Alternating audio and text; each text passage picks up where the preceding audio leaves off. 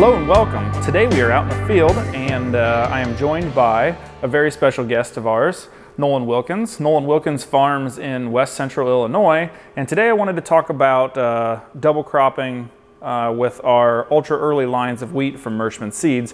But before we get into the details and some of the questions I'd like to ask Nolan, why don't you give us a little bit of background of where we're at, obviously what kind of crops you grow, Sure. And just give a little background. Yeah, so we farm here in Hancock County, Illinois. We're right along the river. We farm soils anywhere from highly productive soils all the way down to your lighter timber soils that aren't near as productive.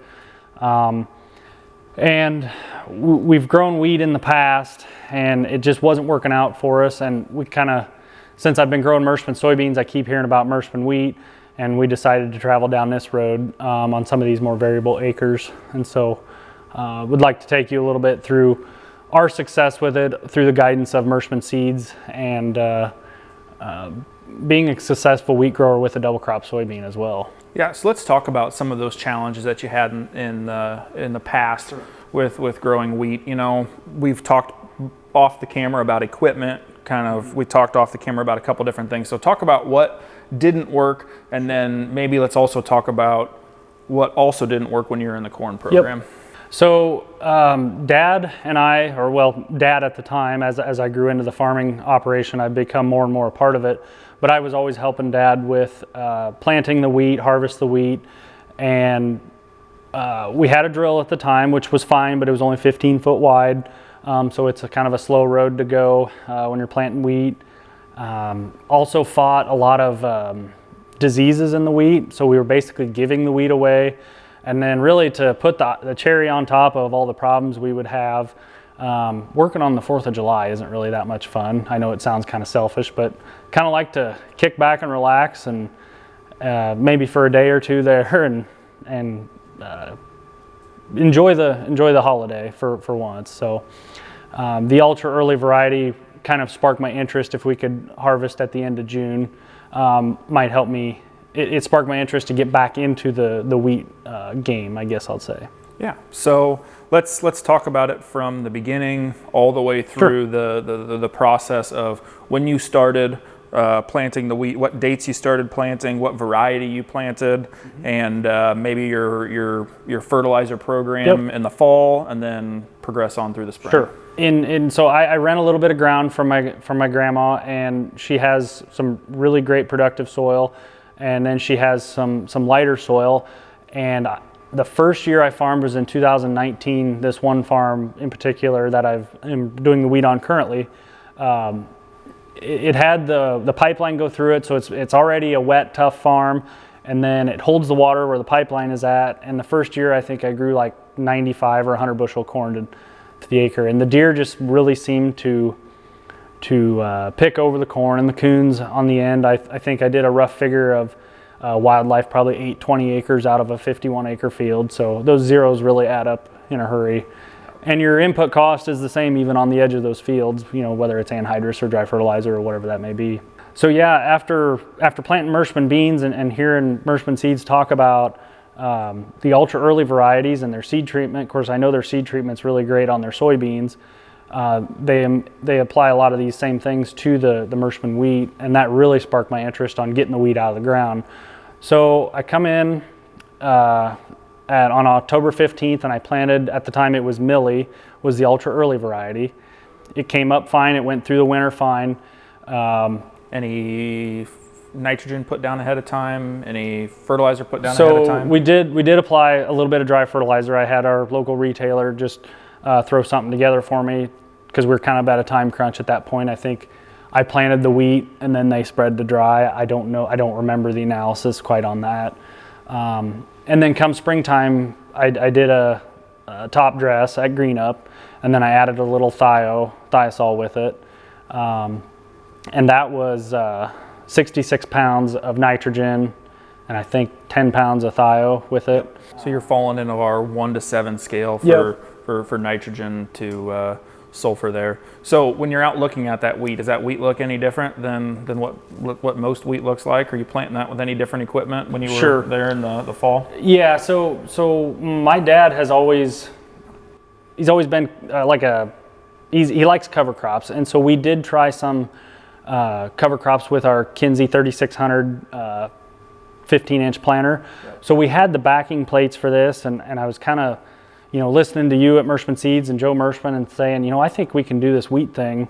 And with a few charts and a little bit of trial and error, we were able to plant the wheat in 15-inch rows with this planter.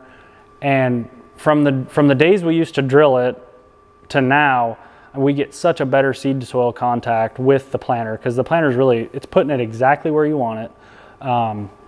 And it gets perfect seed to soil contact compared to the days of the drill. And I think the same is true even for soybeans, as guys are learning. So yeah, it looks a little different. The only thing I don't like about it, I guess, is it doesn't really close the row near as fast. You see some of these guys with drills and it looks like a carpet out there compared to mine where it doesn't close the rows.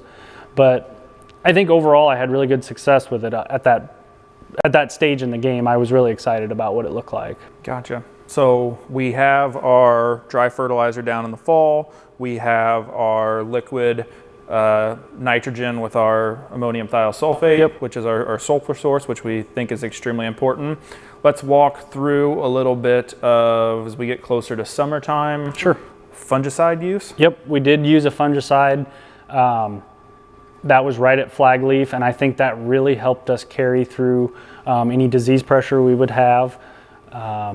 Really good quality wheat, I think, because years ago we probably didn't focus as much on fungicide. Yep. And I really think that helped with our quality. Yep, and I think that we have better fungicides out there that work. So do you remember what product you would have used? It would have been the Moravis Ace is what I used this year. That is one of the ones that kind of stands out. Yep. 3 different modes of action. It works really well against the Fusarium head scab.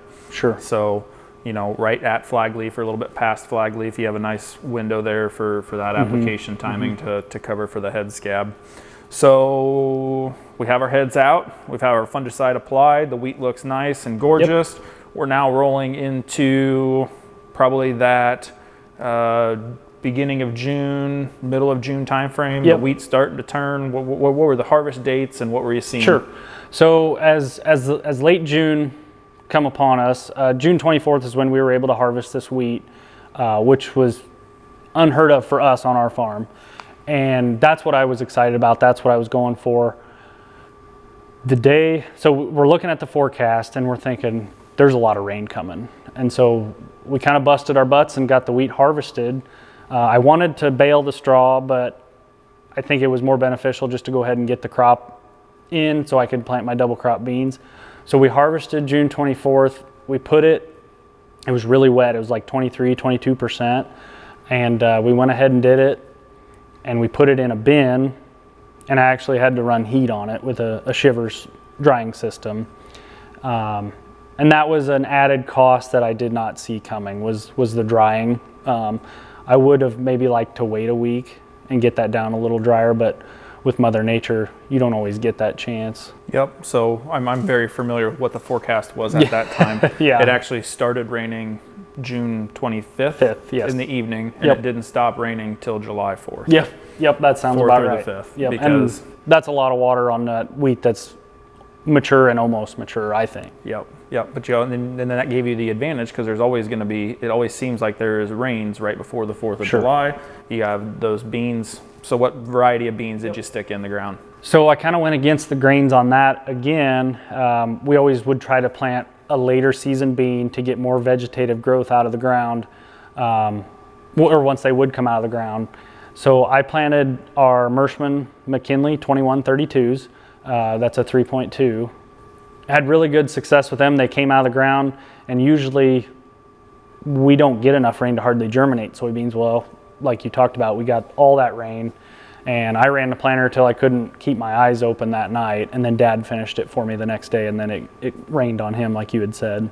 Yep. So extremely grateful for that. I planted the soybeans at 175,000 due to how late it was in the year, and they averaged 48 bushel to the acre, which is the most my dad has ever seen double crop on our farm.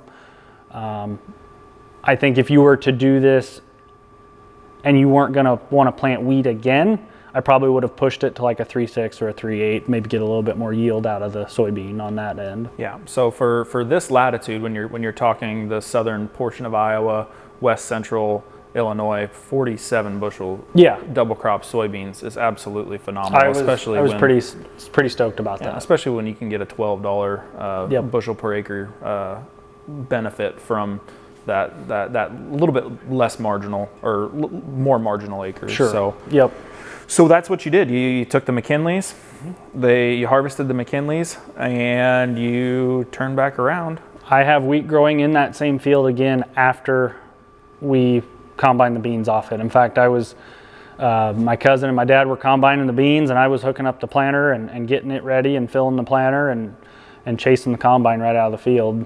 And just start the process all over again. It looks kind of odd. I've never seen, because you can still see the wheat stubble and the bean stubble, and then there's new wheat on top of that. So I think there's some other added benefits to maybe a little bit of a soil health. We're keeping live roots in these soils all the time. And on that farm, there are a few gully washes that I'd like to fix with dry dams and such. And I think that speaks pretty loud, having that root system in the soil at all times, especially as we move into some of these things that people might push us to do that maybe we're not comfortable with. I would like to get comfortable with, cover crops and things like that before we're pushed to do it by somebody else that we may not see eye to eye with, if you know what I'm saying. Yep, I know exactly what you're saying. So some of the key takeaways behind this program is we got to get the wheat planted on time, so the wheat's not planted late, right? Yep. And you got that accomplished by stabbing that in middle to end of October. Yes. And we have the correct maturing soybeans. Yep. So we don't want to go to that late 3.6, 3.8. You want to be targeting more that 3.0 to 3.2 maturity time frame. I think a 3.2 to 3.3 is really good. I think it catches for us in this area, it catches a little bit of yield, but it doesn't, you don't lose a whole bunch of yield by going to like a 2.8 or a 3.0. Yep. And so I think that's probably what I'm going to go with, is the McKinley again, or maybe a Jefferson or something like that, a 3.3. Yep. So that's perfect. So then as we continue on, we want to make sure we're getting that wheat pulled out. And you said, that 23%, I think 20% is a much more manageable number when we're putting it in the bin. But you have a dryer with a shiver system on it that circulates that wheat and keeps the wheat moving. So that in and of itself works very well for this system. But having that bin available to be able to put the wheat in that's available, that has high CFMs to move air, I think 20% is an achievable number with air alone. Heat is definitely an additive benefit when we move above and beyond that. We had good test weight wheat. We had wheat that didn't have vomitoxin on it because you're using the correct fungicides. You're harvesting it before it gets all the rain put on it. So that's something we didn't really touch on, but test weights were good, right? Yes. The elevator I did haul it to said me and another local grower had the best wheat that they've seen. I didn't get docked at all. My test weight was perfect. It was the prettiest wheat I've ever seen in a truck or a bin. It was very nice wheat. Yep. Yeah. So that's something that we wanted to talk about here at Merschman Seeds, because this is a little bit of a unique experience. Double cropping is a lot more popular as we move south when the growing season gets a lot longer, but this is something that can be done, and it's a little bit more difficult when we're trying to slap beans right back in or slap wheat right back in after the beans and roll this continuous rotation, but it can be done. And it's something that I wanted to finish with on a very high note of what did you think you netted dollars per acre wise with this program? Sure. And what's that number compared to if you raise 120 bushel corn on that acre? For this acre, I think I have a profit of $390 to $395 an acre.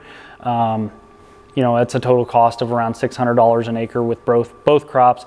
That's not taking into account, of course, equipment, running the combine across, running the planter across it. But that's some pretty raw numbers. Most farmers already have those planters. They already have the combine, and things like that. Now, if you could get some decent prices with some corn, I think you'd be at least a couple $100 more per acre cost with a corn crop. And like I said, I lost 20 acres on that marginal acre. If it was any better farm ground, I probably wouldn't be doing this. But I think I could also, kind of looking back, I'd like to apply a little more nitrogen on green up. I think that would get some more tillering. Yep. I would also like to, in that top dress, I would maybe like to throw in a herbicide. I didn't have any weed problems, but I'm a little nervous about, in those real no-till situations like mare's tail and things like that. And those are even a booger to kill in like an enlist system when they're out of control. Right. So those are some of the key takeaways I get. And if you could sell the straw again too, and you have to take into account if you do sell the straw, refertilize for that, whether it's through manure or like dry fertilizer or something like that, because you are taking the stover off, of course. Yep, you're taking a lot of potassium when you take the straw yep. off. So it's something to think about, and it's something that we are going to continue to preach at Merschman Seeds yep. about for the little bit more marginal acre. If we can raise 70, 80, 90 bushel wheat and then chase 30, 40, 50 bushel soybeans in as the double crop, it may make sense for some operations that don't have the prime corn soybean rotated ground. Sure. And I think I may have gave up a tiny bit of yield by using an ultra early, but I don't think you'd have near the opportunity to get double crop beans in behind it. And I think that speaks volume. Yep. Well, Nolan, we wish you the best. We Thank wish you. you luck in the 2022 year. Yep. I appreciate your time. And thanks for having me. Absolutely. I think we'll have you on again and see how year 2 works on the trial. Yeah, but I'd love to come back. Awesome. Well, thank you everybody for watching, and we would really like you guys to consider, planting this ultra early Merschman wheat, and actually being able to enjoy those 4th of July weekends. That's right. So, thank you very much, and we'll see you soon.